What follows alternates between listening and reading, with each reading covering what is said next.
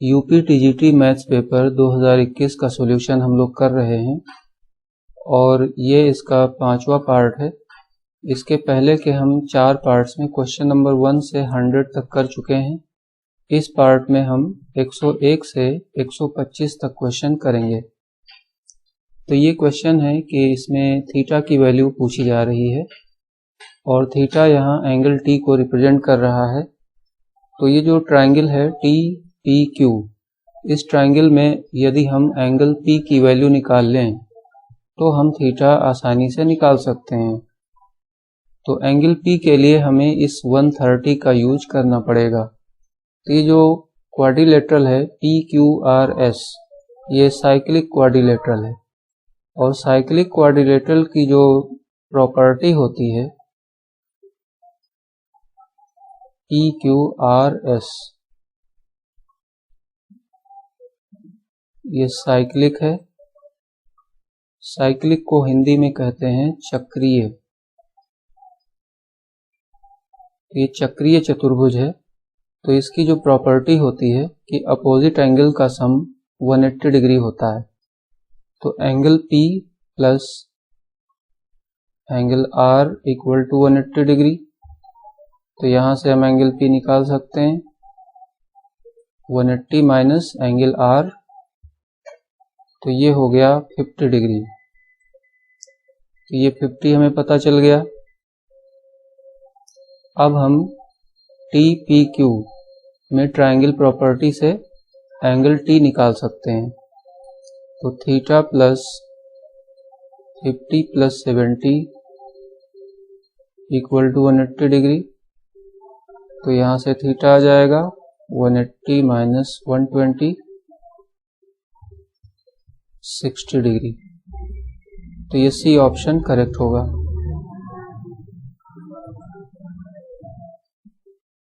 अगला क्वेश्चन है the intercept on the line y equal to x by the circle x square plus y square minus 2x equal to 0 is AB। Equation of circle with AB as diameter is. तो इसके लिए हम diagram बना लेते हैं। ये diagram मैंने पहले से बना लिया है। इसमें जो सर्किल यहाँ पर गिवन है उसको यहाँ ब्लू से रिप्रेजेंट किया गया है। तो ये सर्किल गिवन है और ये जो दूसरी है line y equal to x, इसको हम इस लाइन से रिप्रेजेंट कर रहे हैं y इक्वल टू x से। तो ये सर्किल को a और b दो जगह कट कर रही है। तो AB को डायमीटर मान करके एक दूसरा सर्किल ये बनाया गया है और इसी सर्किल का इक्वेशन हमें चाहिए। उसके लिए हम पहले A और B के कोऑर्डिनेट फाइंड आउट करेंगे और A और B के कोऑर्डिनेट के लिए हमें इन दोनों को साइमल्टेनियसली सॉल्व करना पड़ेगा। तो हम सर्किल में y इक्वल टू x रख देते हैं।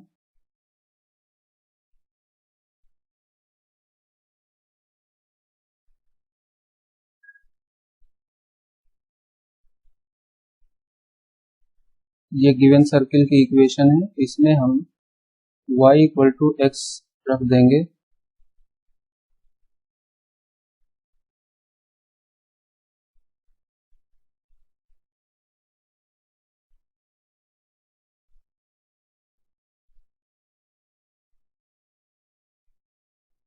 इस प्रकार से फैक्टर हो गए और यहाँ से हमें x इक्वल टू 0 मिल रहा है और 1 मिल रहा है। तो इसी के करस्पॉन्डिंग जो y की वैल्यूज होंगी वो 0 हो जाएंगी और 1 हो जाएंगी। इस प्रकार से a का कोऑर्डिनेट 0 0 हो जाएगा और b का कोऑर्डिनेट 1, 1 हो जाएगा। अब हमें ऐसा सर्कल निकालना है जिसका AB डायमीटर हो। तो उसके लिए इक्वेशन है x minus x1 into x minus x2 plus y minus y1 into y minus y2 equal to 0। तो इसमें हम x1, x2, y1, y2 की वैल्यूज यहाँ से रख देंगे। तो ये हो जाएगा x माइनस 0 और x माइनस 1। यहाँ पर y माइनस 0, y माइनस 1। अब हमें इसको सॉल्व कर लेना है।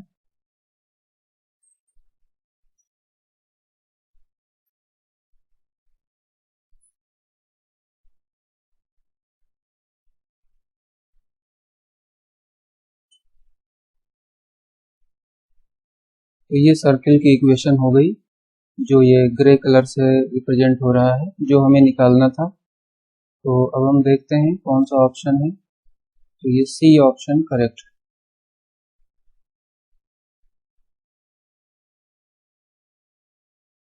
अगला क्वेश्चन है sequence log x square upon y log x cube upon y square is.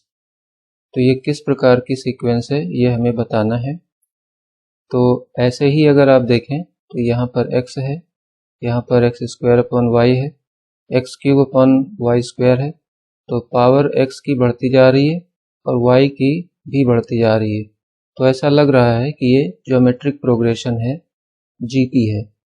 लेकिन यहाँ पर log भी लगा हुआ है, इसलिए ये GP नहीं होगा। तो इसको हम चेक कर लेते हैं कि ये क्या है। पहला टर्म log x, इसको एज इट इज रखिए। सेकेंड टर्म जो है उसको ओपन कर दीजिए, तो ये log x स्क्वायर हो जाएगा। यहाँ पर log x square minus log y ऐसे हो जाएगा, और ये जो पावर है उसको हम यहाँ लिख लेते हैं। इसी तरह से थर्ड टर्म हो जाएगा 3 log x minus 2 log y, और ऐसे ही और टर्म्स भी हैं।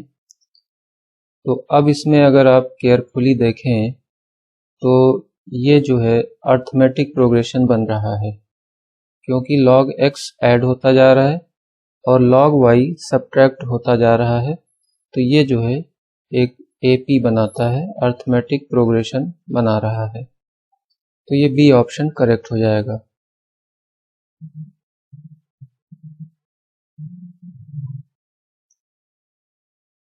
अगला क्वेश्चन है राम एक गेंद को ऊर्ध्वाधर दिशा में 40 मीटर की ऊंचाई तक फेंक सकता है, तो वह गेंद को क्षैतिज दिशा में कितनी महत्तम दूरी तक फेंक पाएगा।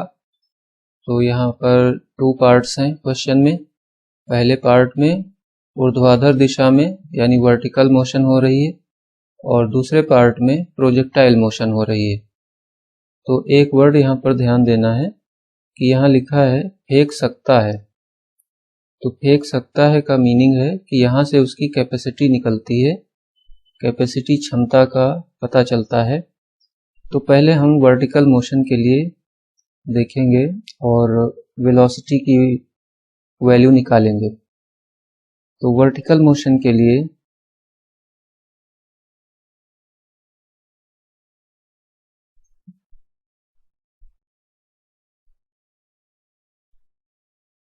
इक्वेशन हम यूज कर सकते हैं v square equal to u square minus 2gh। इसमें हम वैल्यू रख देंगे। तो u की वैल्यू हमें नहीं पता है, इसकी वैल्यू हमें नहीं पता है, और ये फाइनल वेलोसिटी है तो 0 हो जाएगी। और 2gh, तो h यहाँ पर 40 मीटर दिया गया है। तो यहाँ से u स्क्वायर की वैल्यू आ जाएगी 80g के बराबर। अब हम सेकंड पार्ट में चलते हैं, और यहाँ पर वो कह रहा है कि वो क्षैतिज दिशा में कितनी महत्तम दूरी तक फेंक सकता है। तो यहाँ हमें रेंज निकालना है। तो रेंज के लिए क्या करते हैं,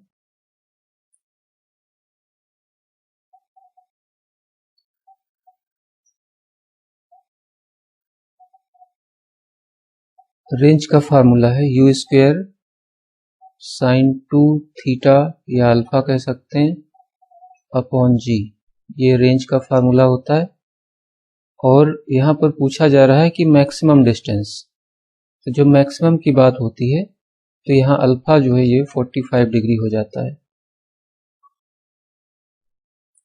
तो अब हम यहाँ पर वैल्यू रख देंगे। तो u स्क्वायर हम ऑलरेडी निकाल चुके हैं। sin 2 अल्फा sin 90 हो जाएगा, तो ये 1 हो जाता है। g से g कैंसिल, तो ये हो गया 80 मीटर। तो इस प्रकार से ये डी ऑप्शन करेक्ट होगा।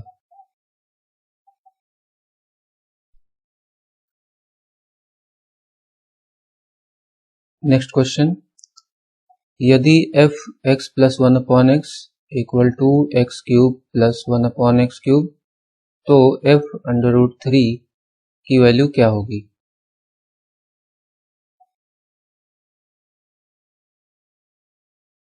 तो क्लियरली यहाँ दिख रहा है कि ये जो x प्लस 1/x है, इसकी वैल्यू √3 है। तो x plus 1/x equal to √3। अब हमें इसको होल क्यूब कर देना है दोनों तरफ।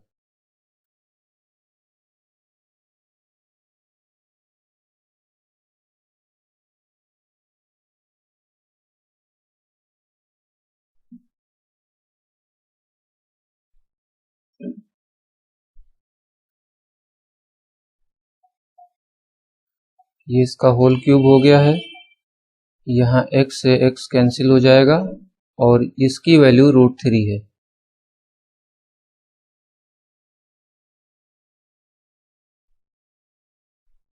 ये 3√3 हो गया और इधर भी 3√3 हो गया, ये दोनों कैंसिल हो गए। तो x cube plus 1/x cube, इसकी वैल्यू आ गई 0। तो ये ऑप्शन ए करेक्ट हो गया।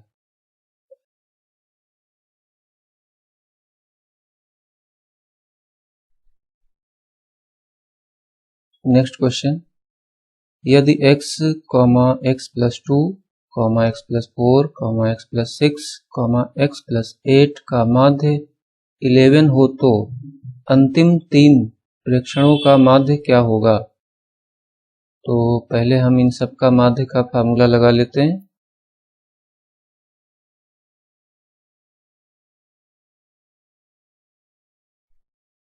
तो माध्य का फार्मूला होता है sigma x upon n। Sigma x यहाँ पर इन सबको हम प्लस में लिखेंगे। तो यहाँ पर देखिए कितने x हैं, 1 2 3 4 5। तो ये ऐड होकर के 5x हो गया। और यहाँ पर 2 4 6 और 6 12 और 8 20 हो गया, अपॉन 1 2 3 4 5 ये हो गया। और माध्य की जगह पर 11 है, तो इसको हम 11 के इक्वल कर देते हैं। अब इसको क्रॉस मल्टीप्लाई कर लीजिए। तो 5x प्लस 20 इक्वल टू 55। तो यहाँ से x की वैल्यू क्या आएगी, 55 माइनस 20, तो ये हो गया 35 अपॉन 5। तो x की वैल्यू 7 हो गई। अब ये पूछ रहे हैं कि अंतिम 3 का माध्य क्या होगा। तो अंतिम 3 का जो माध्य होगा वो इन तीनों का सम होगा और डिवाइडेड बाय 3 हो जाएगा। तो इन तीनों का जब हम सम करेंगे तो यहाँ पर 3x हो जाएगा और प्लस 4 6 10 और 8, तो ये हो गया 18 डिवाइडेड बाय 3। इसमें वैल्यू रख दीजिए x की। तो ये हो जाएगा 3 into 7 plus 18 upon 3, 21 plus 18 upon 3, तो ये हो जाएगा 39 अपॉन 3, तो ये हो गया 13। तो ये डी ऑप्शन करेक्ट हो गया।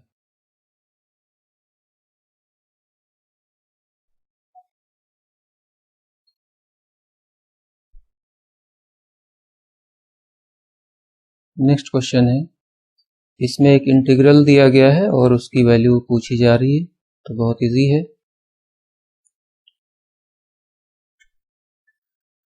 तो यहाँ पर हम log sin x, इसको हम t ले सकते हैं। log sin x को हमने t ले लिया और यहाँ से आ जाएगा डिफरेंशिएट करके 1/sin x, और साइन का फिर से कर लेंगे तो ये cos x हो जाएगा, और dx इक्वल टू dt, तो ये cos/sin ये हो जाता है cot x, dx equal to dt। अब यहाँ वैल्यू रख दीजिए, तो ये देखिए cot x dx ये पूरा dt हो गया, और यहाँ पर ये t हो जाएगा। अब इसको सॉल्व कर लेना है, तो ये हो जाता है log t, t की वैल्यू रख दीजिए,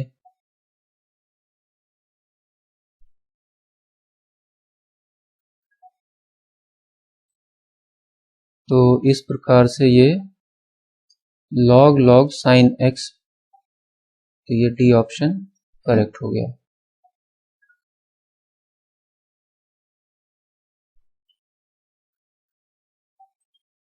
नेक्स्ट क्वेश्चन है, if the mean of the observations 6, 8, 5, 7, x and 4 is 7, then median of the observations is। तो मीन से हम मीडियन की ओर जाएंगे, तो पहले हम मीन का फॉर्मूला यहाँ पर यूज करेंगे।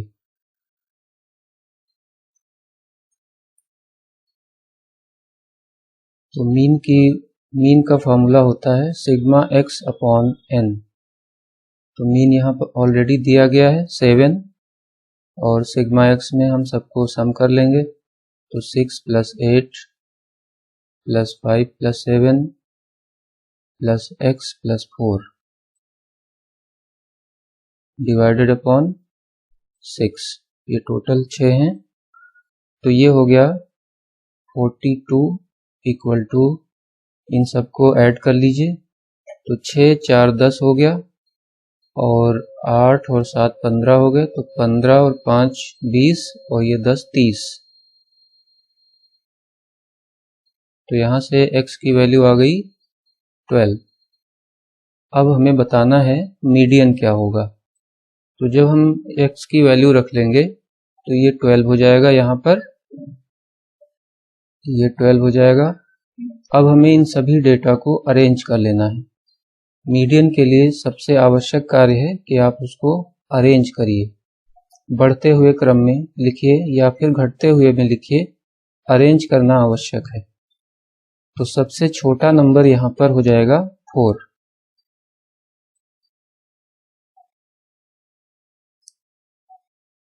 सबसे छोटा नंबर 4 हो गया, उसके बाद में आ जाएगा 5, फिर उसके बाद में 6, फिर 7, फिर 8, फिर लास्ट में 12। अब हमें मीडियन बताना है। तो मीडियन जो होता है वो मिडिल वैल्यू होती है। तो यहाँ मिडिल वैल्यू तो ये दोनों ही हैं, एग्जैक्टली मिडिल में तो कुछ भी नहीं है, तो इन दोनों का हम मीन ले सकते हैं। तो यहाँ पर जो मीडियन आ जाएगी 6 + 7/2, तो ये 6.5 हो जाएगा। तो ये ए ऑप्शन करेक्ट होगा।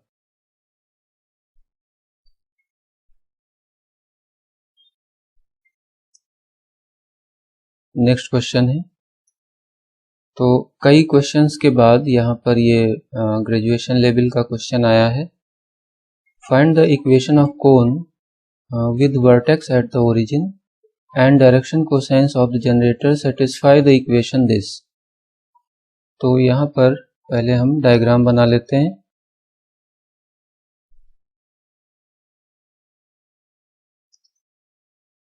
डायग्राम की आवश्यकता तो नहीं है, लेकिन क्वेश्चन को अच्छे से समझने के लिए बना लेते हैं।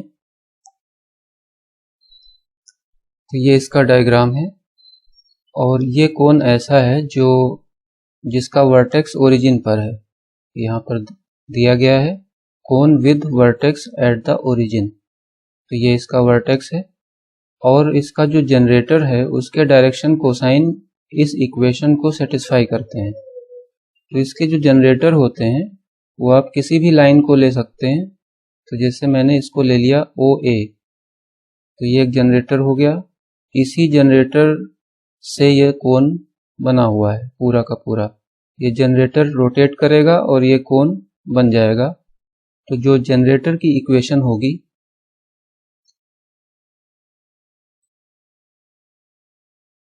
इक्वेशन ऑफ जनरेटर ये हो जाएगी x upon l equal to y upon m equal to z upon n। तो ये है इक्वेशन ऑफ जनरेटर। क्योंकि ये ओरिजिन से पास होगा तो यहाँ पर x y z ले लेंगे और lmn उसके डायरेक्शन कोसाइन है। अब ये जो जनरेटर है इसके डायरेक्शन कोसाइन सेटिस्फाई करते हैं l square plus 2m square minus 3n square equal to 0 को। तो अब हमें क्या करना है कि यहीं से lmn की वैल्यू यहाँ पर रख लेना है। तो इसको हम कोई कांस्टेंट ले लेते हैं। इसको हमने लैम्डा के इक्वल सपोज कर लिया और यहाँ से हम l की वैल्यू x के टर्म्स में और m की वैल्यू y के टर्म्स में और n की वैल्यू z के टर्म्स में निकालेंगे और यहाँ रख लेंगे। तो ये हो जाएगा x square plus 2y square minus 3z square equal to 0। तो इस प्रकार से ये बी ऑप्शन करेक्ट होगा। देखिए इसको इतना करने की आवश्यकता नहीं थी, यहाँ से आप डायरेक्ट यहाँ पर पहुंच सकते थे। लेकिन यदि आपको बेसिक पता होंगे तो आप इसको कभी भी नहीं भूलेंगे।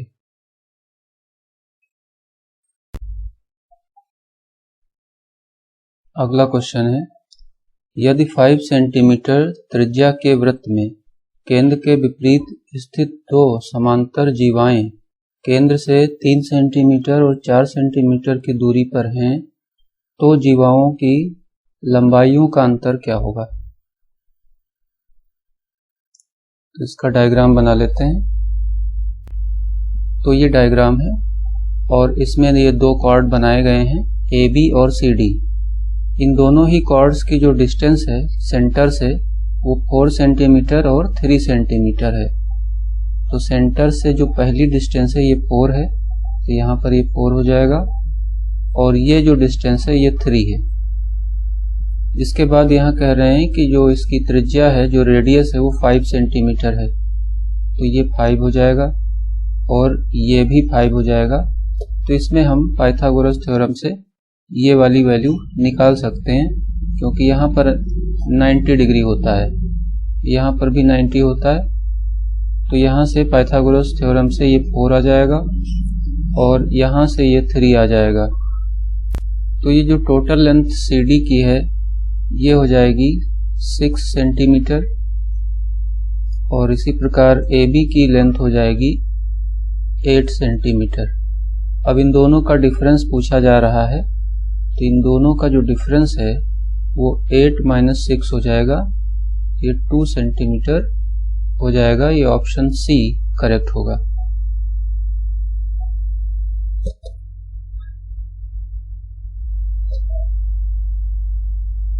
नेक्स्ट क्वेश्चन, यदि समीकरण x³ plus px² plus qx plus r equal to 0 के मूल अल्फा बीटा गामा हो, तो α² β² प्लस α² γ² प्लस β² γ² की वैल्यू क्या होगी।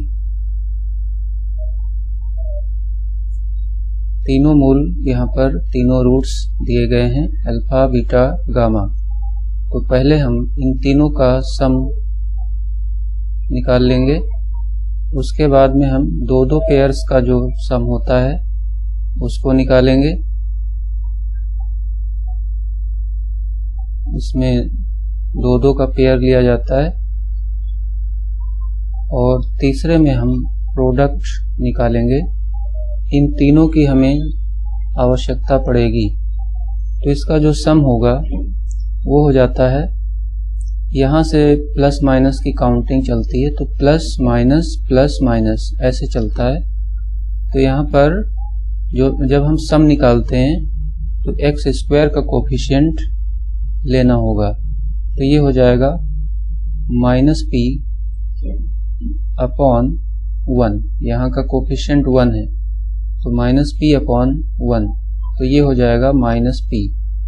इसी प्रकार से जब हम दो का पेयर ले लेंगे, सम करेंगे, तो इसकी वैल्यू यहाँ के कोफिशिएंट से आएगी और इसका साइन प्लस में ही रहेगा। तो ये हो जाएगा q अपॉन 1, इसको सिंपल हम q लिख सकते हैं। इसके बाद प्रोडक्ट में हम यहाँ का कोफिशिएंट लेंगे तो इसका साइन माइनस में आ जाएगा, तो ये -r अपॉन 1 हो जाएगा, तो सिंपली -r हो गया।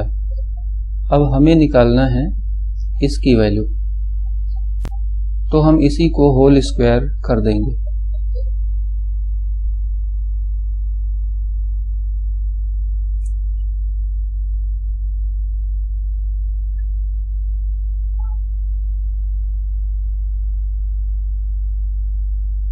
इसको हम होल स्क्वायर कर देंगे।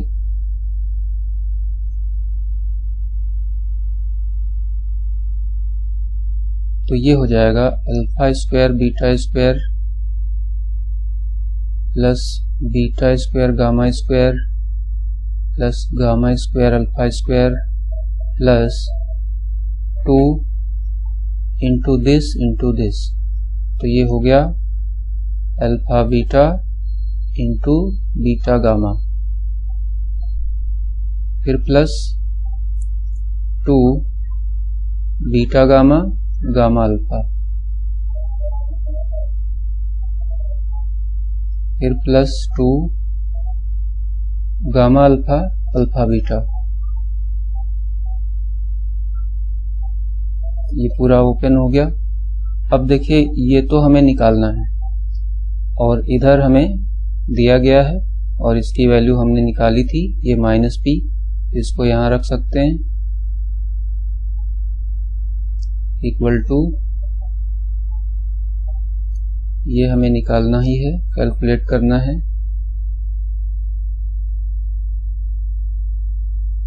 इसमें देखिए 2 कॉमन है और अल्फा भी कॉमन है सभी में, बीटा भी कॉमन है और गामा भी कॉमन है। तो 2 अल्फा बीटा गामा ये कॉमन ले लिया, तो यहाँ पर बचेगा बीटा और यहाँ पर गामा और यहाँ पर अल्फा। अब हम इसमें वैल्यू रख सकते हैं, तो ये हो गया p स्क्वायर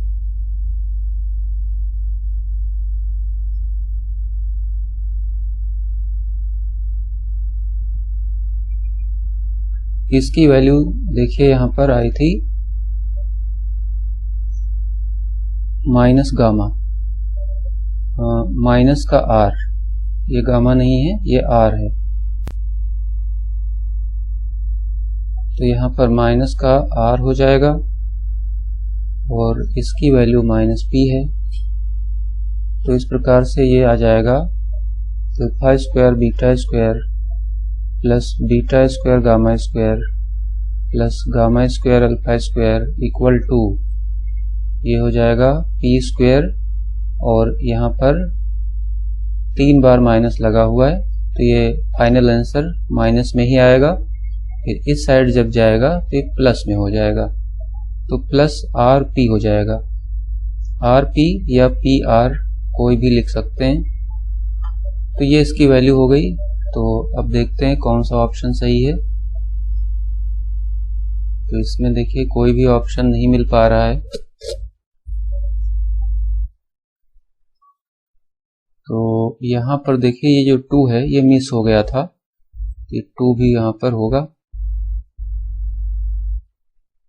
तो अब ये बी ऑप्शन करेक्ट हो गया।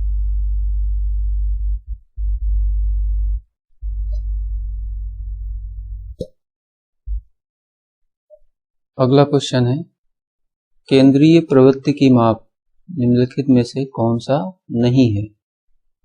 तो केंद्रीय प्रवृत्ति का मीनिंग है कि ये सेंट्रल टेंडेंसी की बात कर रहे हैं। तो यहाँ पर माध्य, परास, माध्यिका और बहुलक, तो इसमें जो ये परास है जिसको रेंज बोलते हैं, ये सेंट्रल टेंडेंसी मेजरमेंट नहीं होता है। इस प्रकार के क्वेश्चंस की बहुत आवश्यकता होती है, क्योंकि ये बहुत ही जल्दी लग जाते हैं, तो ये टाइम बचाते हैं। नेक्स्ट क्वेश्चन है, if 1 omega omega square are the cube roots of unity then value of this is. तो बहुत इजी क्वेश्चन है। इसमें दो ही फार्मूले हैं। पहला है ओमेगा क्यूब इक्वल टू 1, क्योंकि ये क्यूब रूट ऑफ यूनिटी है। दूसरा फार्मूला है 1 plus omega square equal to 0। बस इन्हीं दोनों का हमें यूज करना है और इसकी वैल्यू निकालनी है। तो पहले प्लेस में 1 प्लस ओमेगा स्क्वायर है, तो इसको हम यहाँ से रिप्लेस करने वाले हैं। तो 1 प्लस ओमेगा स्क्वायर की वैल्यू ये आ जाएगी माइनस ओमेगा। इसी प्रकार से दूसरा वाला जो है इसका हो जाएगा, यहाँ ओमेगा 4 है, तो ओमेगा 4 को जब हम ब्रेक कराएंगे तो ओमेगा क्यूब इंटू ओमेगा आ जाएगा। तो ये फाइनली जो है बनेगा 1 प्लस ओमेगा, और 1 प्लस ओमेगा की वैल्यू यहाँ से रिप्लेस कर लेंगे तो ये माइनस ओमेगा स्क्वायर आ जाएगा। इसी प्रकार ये जो तीसरा है इसको आप लिख सकते हैं, ओमेगा 8 है तो ओमेगा 8 को ब्रेक करा लेंगे 1 plus omega cube into omega square. तो ये दोनों 1 हो गए, तो ये हो गया 1 प्लस ओमेगा स्क्वायर। इसको फिर से हम यहीं से रिप्लेस कराएंगे तो ये माइनस का ओमेगा हो जाएगा। इसी प्रकार ये जो लास्ट वाला है इसमें ओमेगा पावर 15 इंटू ओमेगा, तो 15 वाला जो है वो 1 हो जाएगा। तो ये फाइनली बनेगा 1 प्लस ओमेगा, और उसको यहाँ से रिप्लेस कर लेंगे तो ये माइनस ओमेगा स्क्वायर हो जाएगा। अब देखिए 4 बार माइनस है तो ये प्लस का आ जाएगा, और ये दोनों ओमेगा क्यूब हो गए, ये दोनों भी ओमेगा क्यूब हो गए। तो फाइनल आंसर इसका हो गया 1। तो ये सी ऑप्शन करेक्ट हो जाएगा।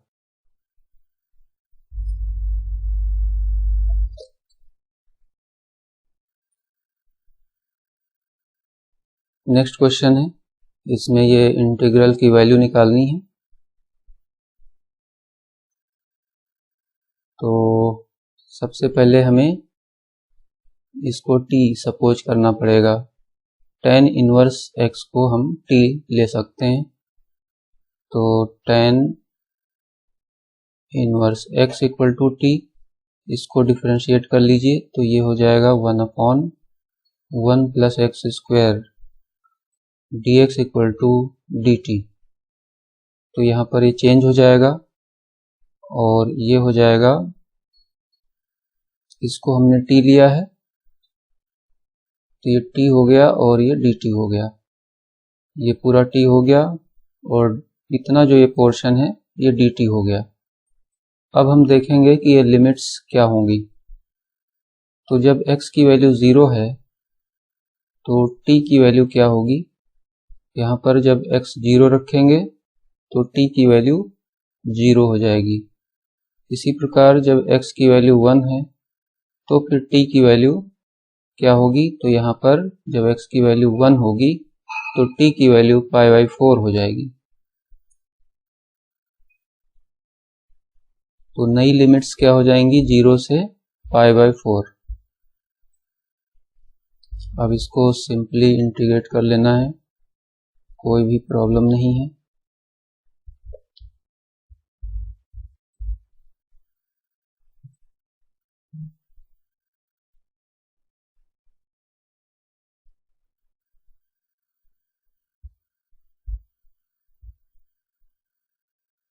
तो ये आ गया π²/32।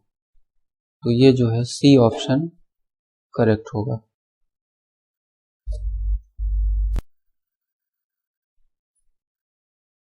Next question 115। दिए गए डायग्राम में O वृत्त का केंद्र है और एंगल AOB यहाँ का ये 70 डिग्री है। तो पूछा जा रहा है कि 70 माइनस x की वैल्यू क्या होगी। तो यहाँ पर एक थ्योरम आपको लगाना है, और थ्योरम ये है कि जितना भी एंगल सेंटर पर बनता है किसी भी कॉर्ड के द्वारा या किसी भी आर्क के द्वारा, तो उसका आधा एंगल सरकमफ्रेंस पर बनता है। तो जितना एंगल सेंटर पर बनता है उसका आधा एंगल सरकमफ्रेंस पर बनता है। तो जो x की वैल्यू है वो 70 की आधी हो जाएगी। तो x की वैल्यू हो जाएगी 35 डिग्री। अब ध्यान दीजिए, जल्दीबाजी नहीं करना है क्योंकि यहाँ पर पूछा जा रहा है 70 डिग्री माइनस x की वैल्यू। तो 70 माइनस x, इसकी वैल्यू भी 35 आ जाएगी। तो यहाँ पर ये दोनों बाय चांस इक्वल आ रहे हैं, लेकिन हो सकता है किसी और क्वेश्चन में ये कुछ चेंज हो, तो वहाँ पर अलर्ट रहना है, क्योंकि अगर आप माइनस नहीं करेंगे डायरेक्ट आंसर लिख देंगे x की वैल्यू का तो गलत हो जाएगा। तो यहाँ पर ये बी ऑप्शन करेक्ट होगा।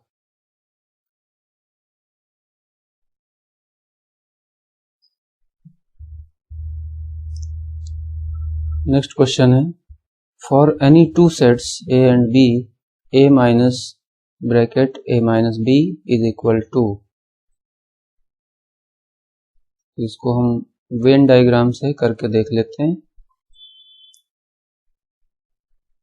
तो ये इसका वेन डायग्राम है।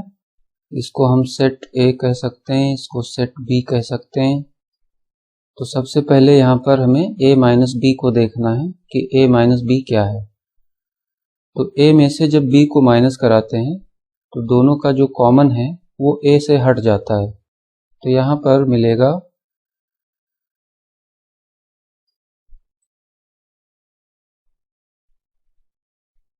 इतना पोर्शन, ये है A minus B।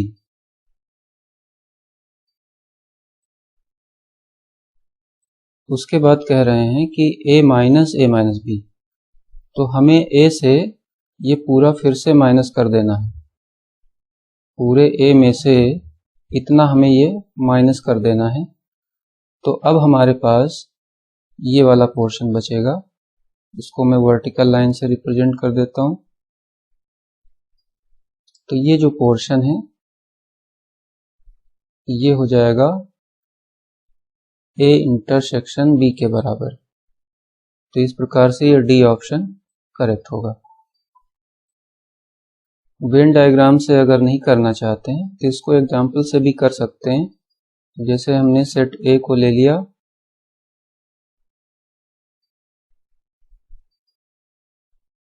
One two three four, और सेट B को ले लिया हमने 3 4 5। अब हम सबसे पहले A माइनस B देखेंगे कि क्या आएगा। तो A माइनस B जब हम कराएंगे तो इसमें 3 4 कॉमन है, ये हट जाएगा तो 1 2 बचेगा। अब इसके बाद A माइनस B, तो अब हम A में से ये वाला सब्ट्रैक्ट कराएंगे। तो अब हमारे पास 3 4 बचने वाला है। ये जो 3 4 है ये इन दोनों में कॉमन है, तो ये एग्जैक्टली A इंटरसेक्शन B के बराबर है। तो ये डी ऑप्शन करेक्ट है।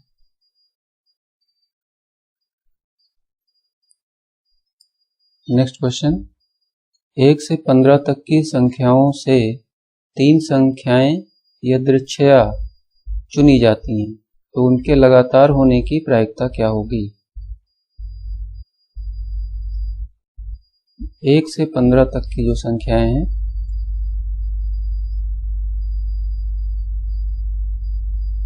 ये ऐसे ही चलता जाएगा, लास्ट में आएगा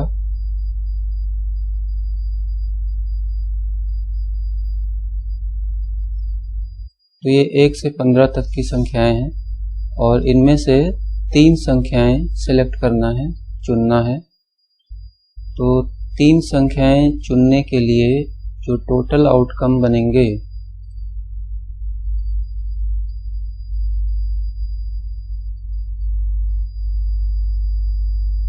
टोटल आउटकम्स हो जाएंगे 15C3। 15 में से 3 को हमें सेलेक्ट करना है, तो 15C3 ये टोटल आउटकम हो गए। अब इसके बाद फेवरेबल आउटकम जो होंगे,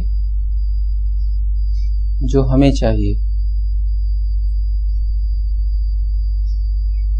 तो हमें कैसी संख्याएं चाहिए? लगातार आने वाली संख्याएं चाहिए। तो लगातार आने वाली संख्याएं जैसे 1 2 3 ये तीनों हमें मिल जाएं, या फिर 2 3 4 ये मिल जाए, या फिर 3 4 5 मिल जाए। इस प्रकार से हमें चाहिए। तो यदि आप ध्यान से देखें तो यहाँ पर जो टोटल 3 संख्याओं के जो ग्रुप बनेंगे वो आपके हो जाएंगे 13, क्योंकि लास्ट वाला बनेगा 13 14 15 और इसके बाद कोई भी नहीं बनेगा। तो ये फेवरेबल आउटकम हो गए। तो फिर जो प्रायिकता है, प्रोबेबिलिटी इक्वल टू 13/15C3। अब 15C3 की वैल्यू रखना होगा, तो ये हो जाएगा 15 × 14 × 13 और अपॉन 3 × 2 × 1। तो ये देखिए 13 से 13 कैंसिल हो गया, 2 से ये 14 कैंसिल हो गया, 7 आ जाएगा, और 3 से 15 कैंसिल होकर के 5 आ जाएगा। तो ये 1/35 आ गया। तो ये सी ऑप्शन करेक्ट हो जाएगा।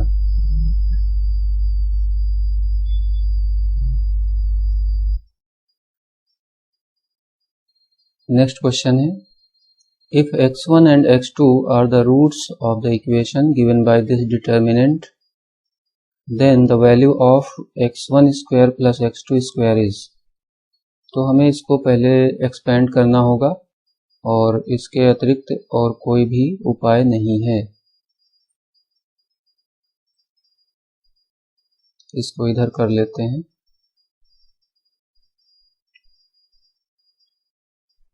तो इसी को एक्सपेंड कर लेना है।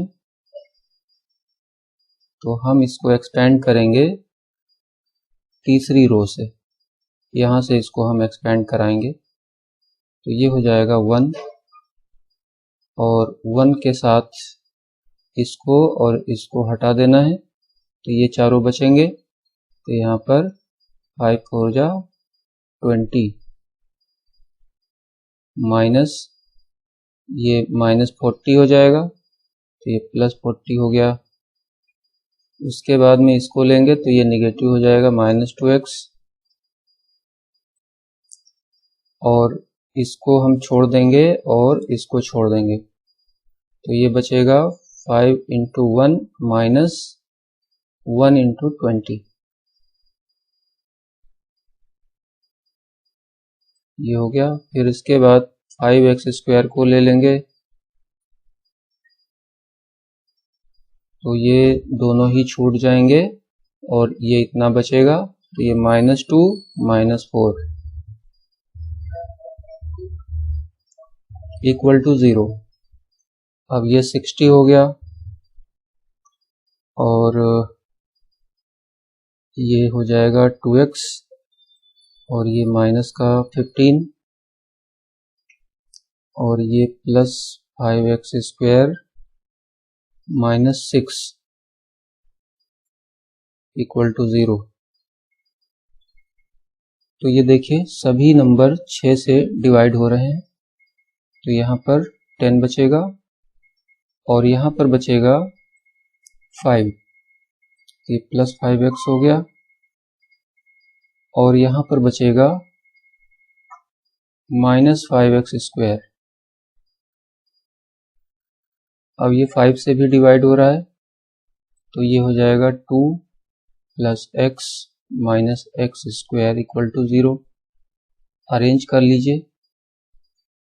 तो ये x² - x - 2 इक्वल टू 0। तो ये इक्वेशन आ गई है। अब इसको फैक्टर कर लेना है। तो इसके फैक्टर हो जाएंगे x - 2 और x + 1। तो यहाँ से x की दो वैल्यूज आएंगी। तो पहली वैल्यू x1 और दूसरी वैल्यू x2 हो जाएगी। ये दोनों वैल्यूज हो गई। अब हमें जो वैल्यू निकालनी है वो x1 square plus x2 square की निकालनी है।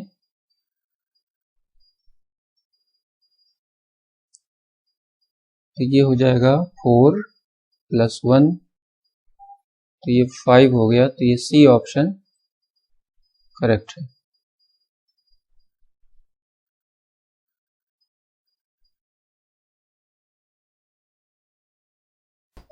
अगला क्वेश्चन है, the coordinate of a moving point are 2t square plus 4, 4t plus 6, its locus will be.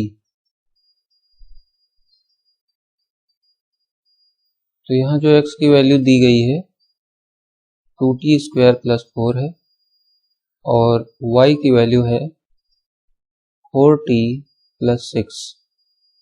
तो अब हमें इसमें से t को एलिमिनेट कर देना है।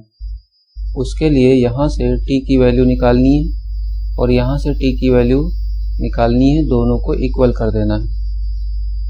तो ये हो जाएगा x minus 4 upon 2 equal to t square, और ये हो जाएगा y minus 6 upon 4 equal to t. अब हमें t को एलिमिनेट करना है, तो हम यही t की वैल्यू यहाँ पर रख सकते हैं। तो ये हो जाएगा x minus 4 upon 2 equal to y minus 6 upon 4 whole square. तो ये हो जाएगा x minus 4 upon 2 equal to y minus 6 whole square upon 16। तो ये कट गया, 8 हो गया। तो अब ये हो जाएगा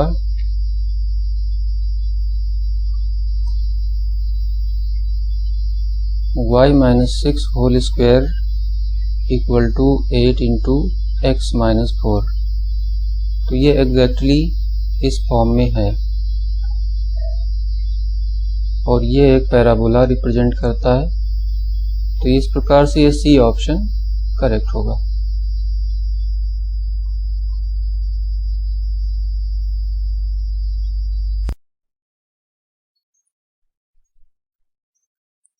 अगला क्वेश्चन है, which of the following is an open set.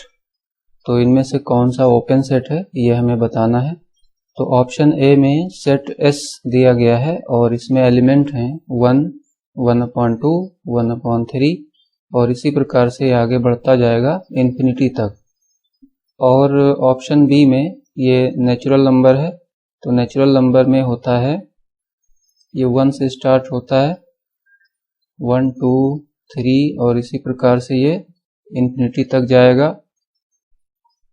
और इसी प्रकार ये सी ऑप्शन में जो Z लिखा हुआ है इसका मीनिंग है कि ये इंटीजर का सेट है। तो इसमें 0 प्लस माइनस 1 प्लस माइनस 2 और इसी प्रकार ये भी इन्फिनिटी तक जाएगा।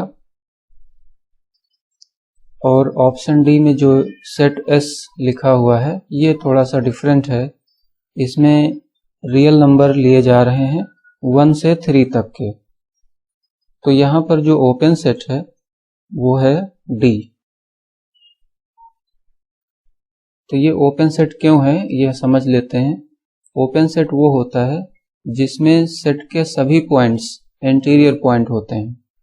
इसको ऐसे भी कह सकते हैं कि अगर कोई सेट में बाउंड्री पॉइंट या फिर लिमिटिंग पॉइंट कंटेन नहीं होते तो उसको ओपन सेट कहा जाता है। तो यहाँ पर बाउंड्री पॉइंट्स इस सेट में कंटेन नहीं कर रहे हैं।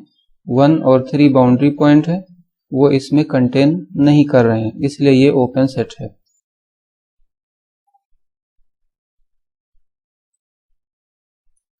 नेक्स्ट क्वेश्चन है, यदि समीकरण x square plus y square plus c minus 2xy minus 4x minus 4y plus c square equal to 0 एक वृत्त निरूपित करे तो इसकी त्रिज्या क्या है। तो ये एक सर्किल है और सर्किल के लिए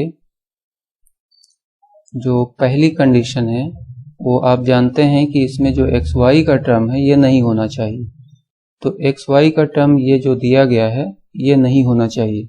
तो इसका मीनिंग ये है कि यहाँ पर c-2 को 0 होना पड़ेगा। तो c-2 को 0 होना पड़ेगा, इसका मीनिंग है c की वैल्यू 2 है। अब c की वैल्यू 2 है तो अब यही इक्वेशन कन्वर्ट हो जाएगी x square plus y square plus ये 0 ही हो गया है और फिर ये -4x -4y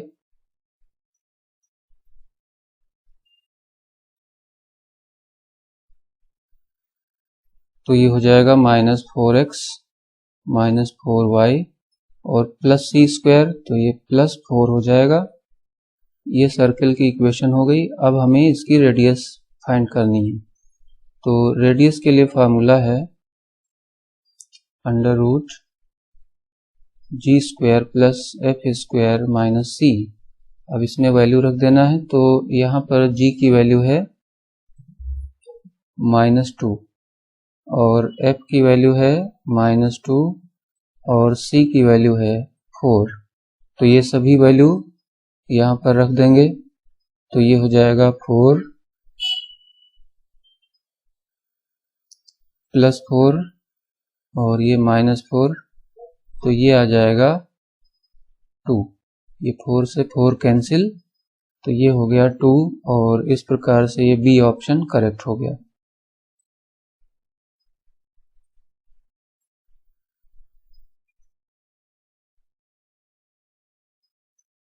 नेक्स्ट क्वेश्चन है, इसमें एंगल ए की वैल्यू फाइंड करनी है। तो एंगल ए देखिए y + 10 है तो हमें y की वैल्यू चाहिए, फिर हम 10 ऐड कर लेंगे तो हमें एंगल ए मिल जाएगा। तो ये एक साइक्लिक क्वाड्रिलेटरल है और साइक्लिक क्वाड्रिलेटरल जो होता है उसमें अपोजिट एंगल का सम 180 डिग्री होता है। तो angle A plus angle C ये 180 डिग्री है और इसी तरह से angle D plus angle B ये भी 180 हो जाएगा।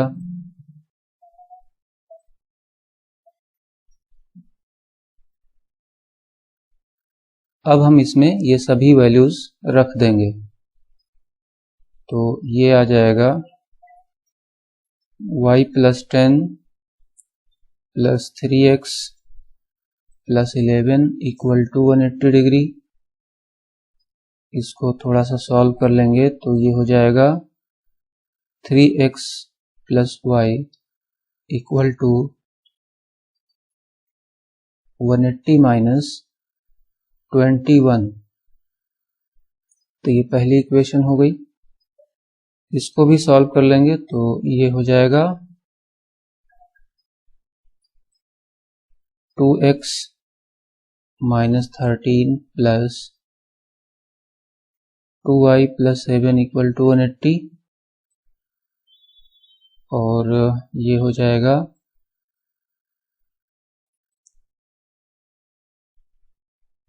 2x + 2y = 180 माइनस इन दोनों से 6 आ जाएगा और इधर जब 6 आएगा तो ये +6 हो जाएगा। तो एक ये इक्वेशन है और एक ये इक्वेशन है। इन दोनों से हमें y की वैल्यू चाहिए तो उसके लिए x को इक्वल बनाएंगे और फिर हम इसको सब्ट्रैक्ट कर लेंगे। तो उसके लिए हमें क्या करना पड़ेगा, इसको हम 2 से डिवाइड कर लेते हैं तो ये हो जाएगा x + y = 90 + 3 और इसके बाद देखिए यहाँ 3x है तो इसको 3 से मल्टीप्लाई कर लेंगे तो 3x + 3y = 270 + 9। अब हम इसी इक्वेशन को यहाँ पर रख लेंगे और सब्ट्रैक्ट कर लेंगे।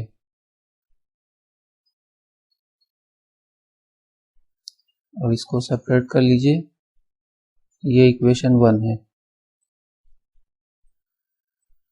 सब्ट्रैक्ट करने में साइन चेंज हो जाते हैं तो ये कट गया और यहाँ से 2y इक्वल टू ये 90 हो गया और ये हो जाएगा 9 + 21, तो ये 30 हो जाएगा। तो ये हो गया y इक्वल टू 120/2, तो ये हो गया 60। y की वैल्यू 60 हो गई। तो अब हम देखते हैं कि हमें क्या फाइंड करना है। एंगल ए पूछा जा रहा है, तो ये y + 10 है और y की वैल्यू 60 आई है, तो एंगल ए की वैल्यू 70 हो जाएगी।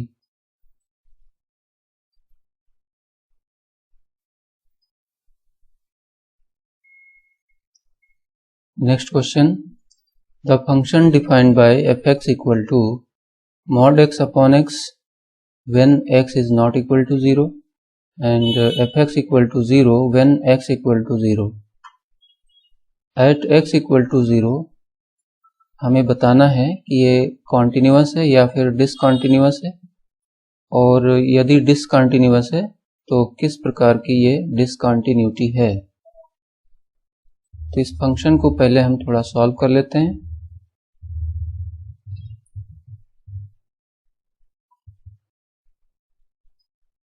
तो ये हो जाएगा +1 और -1 और 0।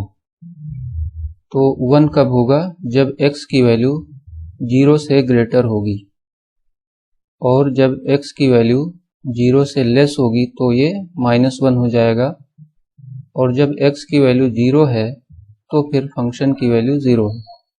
अब हम इसका ग्राफ बना लेते हैं।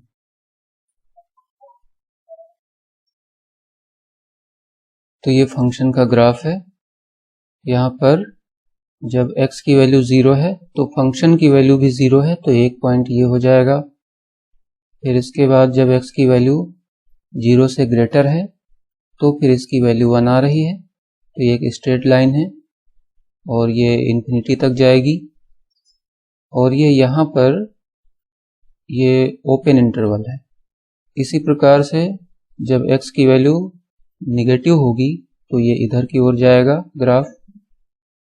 तो यहाँ पर क्लियर दिख रहा है कि इसकी जो लेफ्ट हैंड लिमिट है वो यहाँ -1 आ रही है, और right hand limit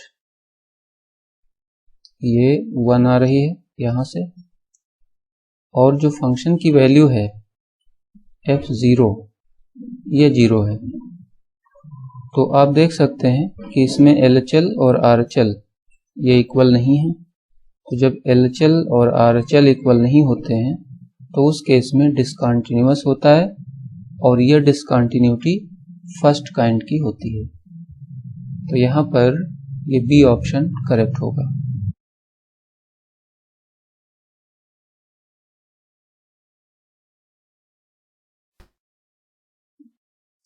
next question है, for any complex number z the minimum value of mod z+1 plus mod z-2 is. तो इसकी मिनिमम वैल्यू हमें बतानी है। तो इसके लिए प्रॉपर्टी हम यूज करेंगे mod z1 plus minus z2 is always less than equal to mod z1 plus mod z2। तो ये एक प्रॉपर्टी है। तो यहाँ पर प्लस हो चाहे माइनस हो, इसकी वैल्यू छोटी ही होती है। तो अब हम यहाँ पर z1 माइनस z2 लेंगे।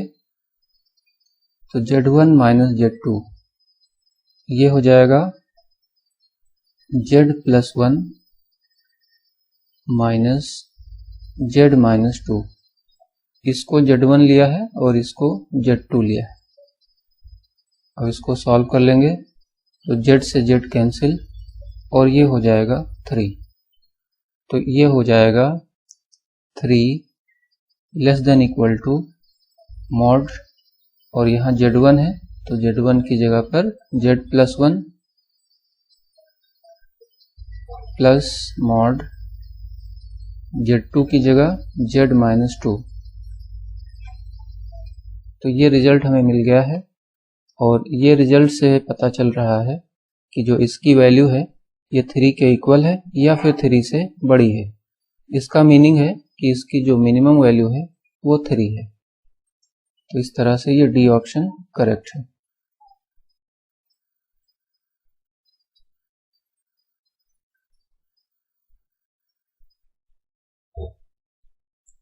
नेक्स्ट क्वेश्चन है 125 और ये लास्ट क्वेश्चन है इस पूरे पेपर का। तो for all real x the minimum value of 1 minus x plus x square upon 1 plus x square is. तो इस पूरे की हमें मिनिमम वैल्यू चाहिए और यहाँ गिवन है कि x रियल है। तो पहले हम इसको y सपोज कर लेते हैं।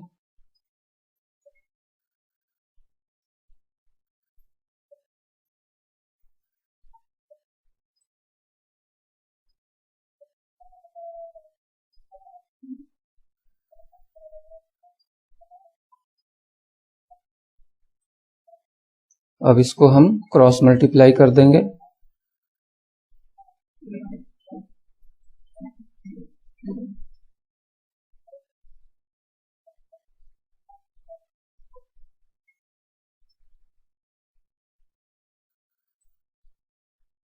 अब इससे हमें क्वाड्रेटिक इक्वेशन मिल जाएगी x में। तो ये हो जाएगी y minus 1 x square plus y plus 1 x plus y minus 1 equal to 0। तो ये क्वाड्रेटिक इक्वेशन है x में। तो यहाँ पर गिवन है कि x रियल है और रियल के लिए यहाँ पर जो डिस्क्रिमिनेंट है b स्क्वायर माइनस 4ac वो 0 से बड़ा होगा या फिर 0 होगा।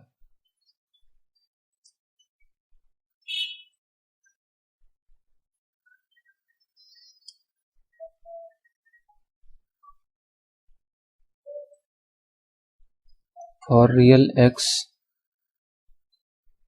b square minus 4ac is greater than or equal to 0।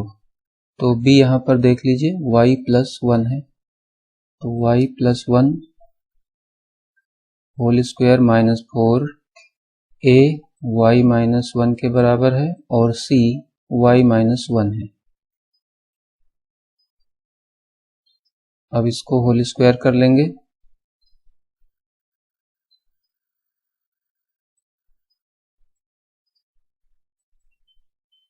ये भी होल स्क्वायर ही है।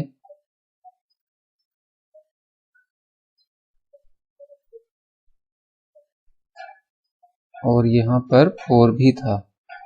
अब इसको हम सॉल्व कर लेंगे तो ये आ जाएगा माइनस का 3y स्क्वायर इन दोनों से, और y को जब हम देखेंगे तो यहाँ पर 2y है और यहाँ पर 8y है प्लस का, तो ये हो जाएगा 10y। फिर यहाँ पर 1 है और यहाँ पर माइनस 4 है तो ये माइनस 3 हो जाएगा। तो ये इस प्रकार से आ गया है।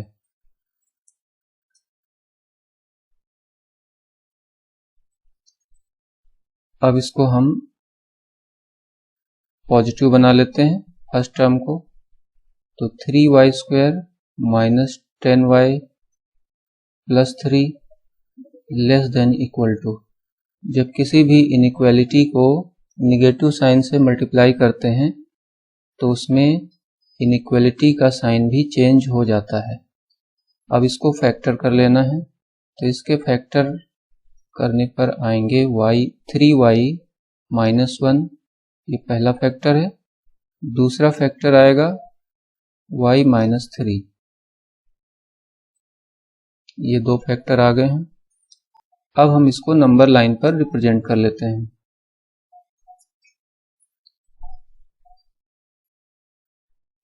तो यहाँ से जो वैल्यू आएगी 1/3, तो ये 1/3 हो जाएगा। और यहाँ से वैल्यू आएगी 3 के बराबर। तो 3 से ग्रेटर के लिए ये जो एक्सप्रेशन है पूरा ये पॉजिटिव होगा, और 3 और 1/3 के बीच में निगेटिव हो जाएगा और इसके बाद में इधर फिर से पॉजिटिव हो जाएगा। और क्योंकि यहाँ पर लेस देन का साइन लगा है तो हमें ये निगेटिव वाला लेना है।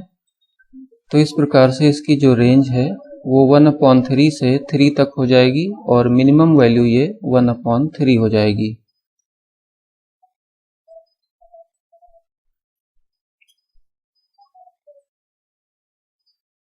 तो इस प्रकार से ये बी ऑप्शन करेक्ट होगा।